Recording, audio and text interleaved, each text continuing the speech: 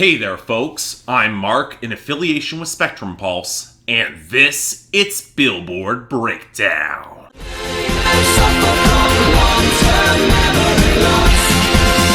I don't remember. So not to get hyperbolic about it, but it seems like the entire purpose of the Billboard Hot 100 charts in 2019 has to get me to look stupid. Sure, we got another new number one this week that I predicted, but everyone has been calling that for weeks, if not months, and just as soon as I was musing that this year has been kind of quiet on the whole album bomb front, here comes Young Thug with a proper album leaving the Hot 100 in disarray. And yes, to get in front of this now, album bomb rules are in effect, and will probably remain in effect if Taylor Swift does the exact same thing next week. We'll have to see. Look, I just got back from vacation. I got a ton of catching up to do. Just hold tight with me on this next couple of weeks. Anyway, our top 10. Where again we've got a new number one, Señorita by Shawn Mendes and Camila Cabello. Again, it feels hard to be excited about this when everybody's been predicting it for months, so what I find more fascinating is how long it might last. The sales are down, the streaming is good but not great, and that radio momentum is finally starting to slow down a little bit. Now, I don't predict Bad Guy by Billie Eilish is going to make a second run as it slipped down to number 2. It's losing radio fast, and while the streaming is there, the sales are not, but Truth Hurts by Lizzo very well could go to the top, rising to number 3 on great sales, even better streaming, and a genuinely impressive radio run. If she narrows the margins, she's got the number 1 damn near in the bag. Now this pushes Old Town Road by Lil Nas X featuring Miley Cyrus to number 4. Kind of expected given weak radio and real losses in streaming and sales, which takes us to Ransom by Lil Tecca at number 5. And you know what? Maybe I'm warming up to the song because I've been overexposed to it the past week as background music at the festival and nightclubs I was at, but it's a streaming monster, and even with the radio's got no clue what to do with it, I'm not even sure that matters. Anyway, next up is Talk by Khalid at number 6. That radio's in freefall, it's got little else. No Guidance by Chris Brown featuring Drake at number 7, where the streaming is great and the radio seems on board, but just can't seem to get higher with those weaker sales. And then I Don't Care by Ed Sheeran and Justin Bieber at number 8,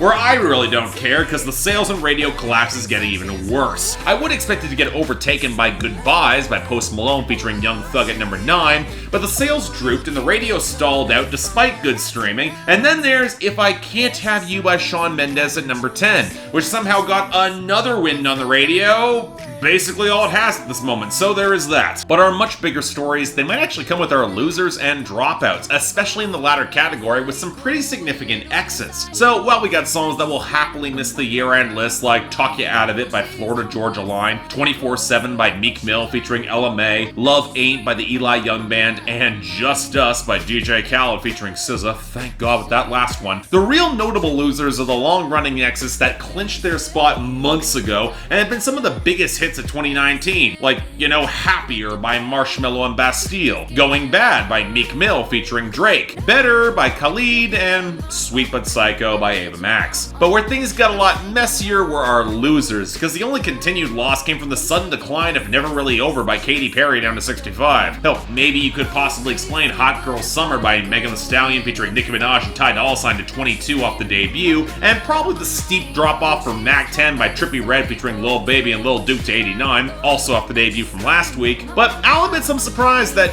Daddy by Blueface and Rich the Kid collapsed to 95, or that We Were by Keith Urban slid down to 96, or that seemingly out of nowhere All to Myself by Dan and Shay crashed back to 43. And the other losses?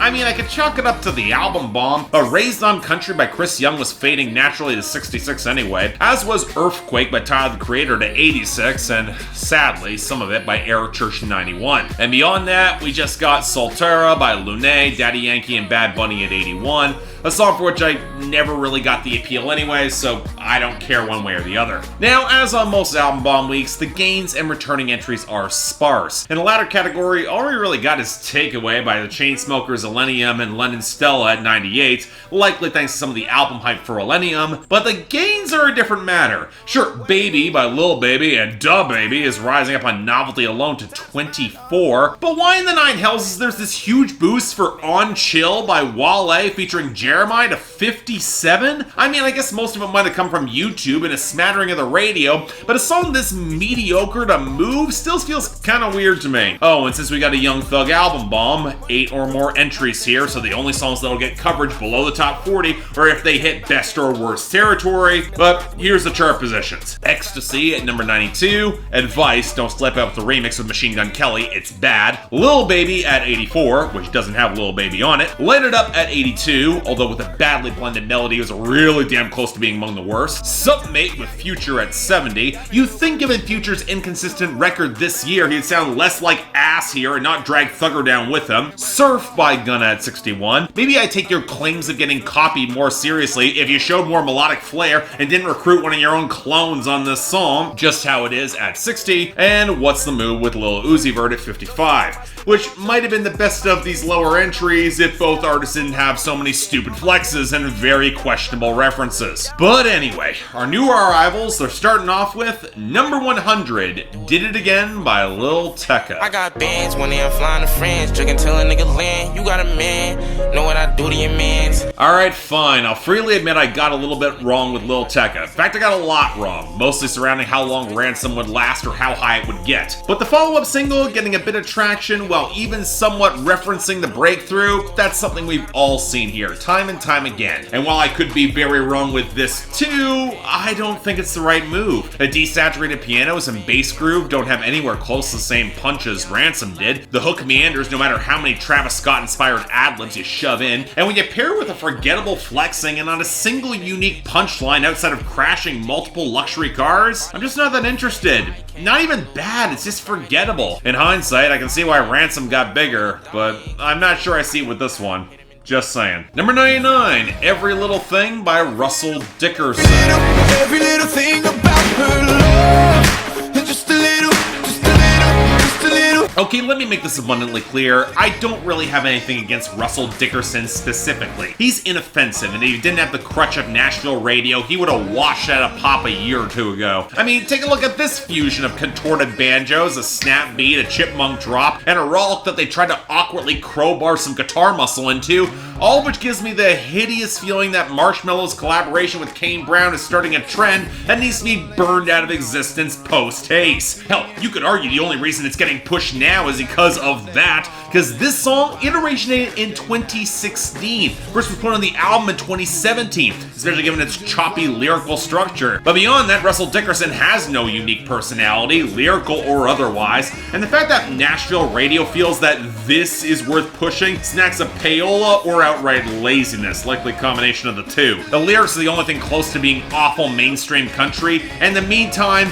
this should be left to rot. In other words, it sucks. Next, number 83, Juicy by Doja Cat and Tyga.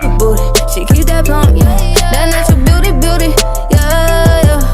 Let's be honest, this got big off the video and some of the weirder special effects trying to be sexy I've seen in some time. And I'll be honest, it feels really clumsy and ham-fisted. And that's before we get to the fact this is a by-the-numbers ass anthem where Doja Cat croon raps over a plinking trap knock that I can see being kinda catchy because of all the repetition, but also doesn't really have a lot of color or distinctive flair. And sadly, I place a fair amount of that on Doja Cat. Sure, she's more melodic, but her lyrical skills are considerably weaker than the norm, and I'm not seeing a ton of personality. Hell, at least Saweetie gets in my face, and I kind of appreciate that. Also, Tyga's here, and while he's actually connecting his rhymes for once, he's got the charming line, I love when you give in, I love when you don't. You know, all kinds of questionable from a rapper who could have been pushed out of the game at the beginning of this decade for similar lines, and yet for some reason, we've stuck him around.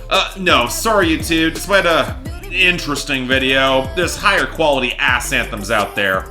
I'll stick with those. Number 78, Heartless by Thomas Wesley featuring Morgan Wallen. Girl, the hardest part is you're so high on attention. Okay, you need to follow me through this one. I originally thought that Thomas Wesley was a country act that Diplo was putting on, but turns out that's his actual name that he's going to be releasing country projects under in the near future, and he recruited Morgan Wallen for vocals because apparently Morgan Wallen has no shame. Now, I could say that when Zac Brown tried something similar a few years ago, it really backfired, but I do understand why Diplo's trying to maintain some brand separation, mostly because this is terrible. Now for the one part, the faded guitar is smothered behind the bassy trap knock, the snares, the hi-hats, and Morgan Wallen's braying voice. It's basically another acoustic trap song. And for another, the lyrics are sour as all hell. It takes a lot for you to make a song with the title that's more contemptuous than Kanye West, but Morgan Wallen delivers. Apparently this girl chases, but never lets Wallen catch her, and he wishes he could be as much of a tease as she is, but apparently he's not, and now he's gonna bitch her out with the detail that you used to see on r/incels. And here I thought that Russell Dickerson would have the worst faux country dribble this week, but yeah, somehow Diplo beat him to it. I'm not looking forward to the album because this is terrible. Next, number 75, Won't Be Late by Swae featuring Drake. So full disclosure, my opinion on the song may have been slightly tainted by hearing it on the Joe Budden podcast first, and then Joe Budden taking it to pieces at length. But in fairness, he's not wrong, because this is some lazy crap. I hate the cheaply layered clap that is dropped over the non-melody. The percussion layering is a mess here, along with what sounds like a throwing move from a video game that doesn't quite match with the Afrobeat attempt here. And then Drake is throwing in a verse that clearly feels left over from More Life 2 years ago. Again, it just sounds really cheap, and despite all the build-up in the background, there's no real payoff or urgency, which leads to the thoughts that it was a thrown-together single that doesn't pay off any desire to not be late. For what? Or for whatever is coming? Well, I gotta wonder why anyone cares. I mean, it's not terrible, but it certainly is forgettable. Number 47, Slide Away by Miley Cyrus. Okay, look, I want to stick up for Miley, I really do. She's got a unique voice and a ton of presence, and she does take some real risks in pop, which is why I might feel more underwhelmed by this than I would like to be. For one, there's only one verse that's repeated against a cleaner trap pickup with piano flourishes that doesn't quite match the more atmospheric touches of dirtier guitar and vocal layering, which honestly sounds kind of alright opposite the strings on the outro. And while I do like the lyrics, the split feels naturalistic, where it just wasn't working between her and Liam, and Miley sells Tired Melancholy pretty well, albeit without a lot of subtlety. I just feel like there's more detail that's missing here to make it really connect, and the lethargic melody doesn't quite have the same rollick or punch as some of her better songs. So, as with many flaws, I don't know, I hear the appeal, but Miley's made better, and I just wish this came together more. That's all. Number 33, Motivation by Normani. Stay and give it tonight. Baby, turn around, let me give you innovation.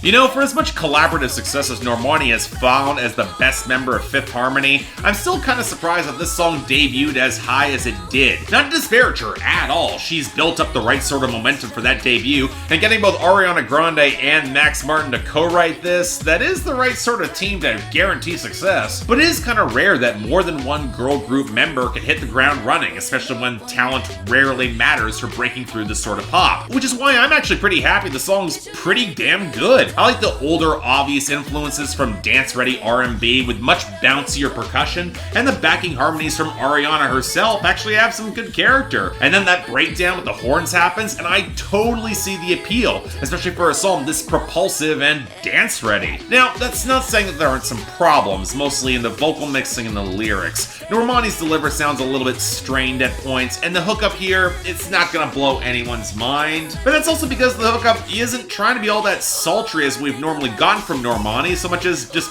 loose and fun, and I kind of dig that. It's a little bit retro in that way. So yeah, to me this feels like a hit that's just waiting to happen, and if that VMA's performance really gets some attention, this could be quite big. So let's see where it's going, because you know what?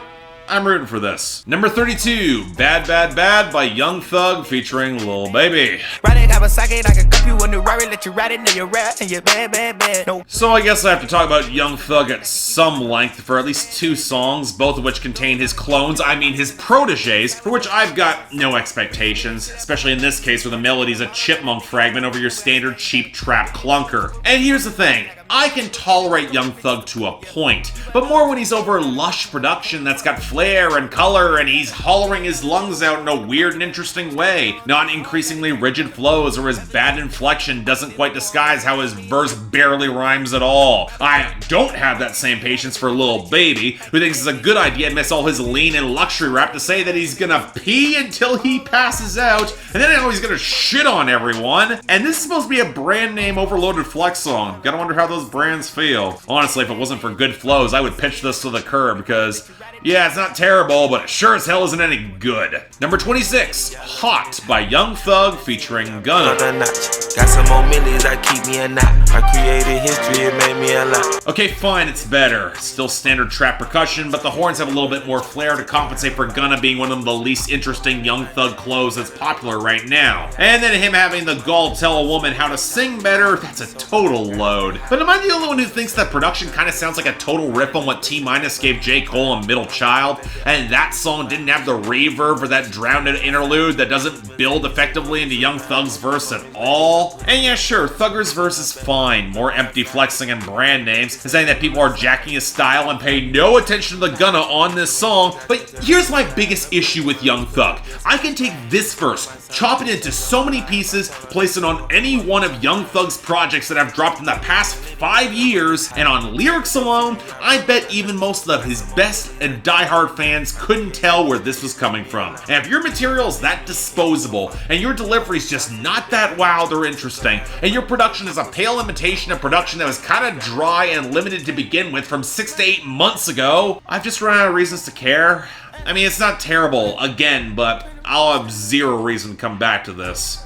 Sorry. And finally, number 19, Lover by Taylor Swift. Lover.